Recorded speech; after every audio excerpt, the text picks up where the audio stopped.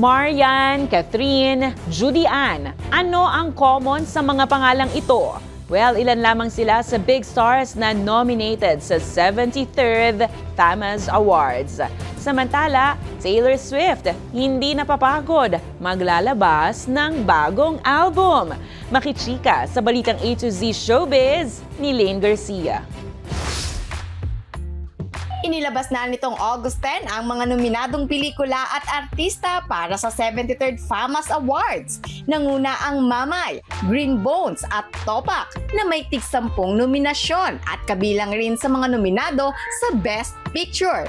Maglalaban-laban naman sa Best Actress category sina Marian Rivera para sa kanyang pelikulang Balota, Julia Montes sa Topak, Judy Ann Santos para sa Espantajo, Catherine Bernardo sa Hello Love Again at Aramina sa Mamay.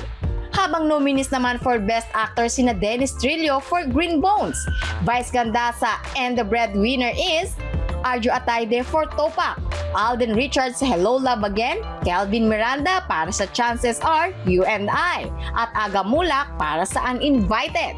Nominated din ang ilan pang malalaking bituin for Best Supporting Roles, kagaya ni Nadine Lustre, Eugene Domingo, Alessandra De Rossi, Claudine Barreto, Mylene Dizon, Ruru Madrid, Joel Torre, Jong Hilario, Sid Lucero at Jerry Craval.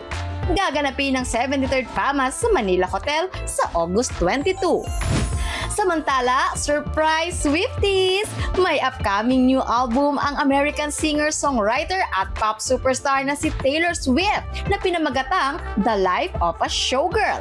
Ang nakaka-excite na balita, inanunsyo mismo ni Taylor sa podcast ng kanyang boyfriend na si Travis Kelce. So I wanted to show you something. Okay, what do we got? We got, A briefcase. Yep. Mint green with TS on it. Yep. What's in it? This is my brand new album, The Life of a Showgirl.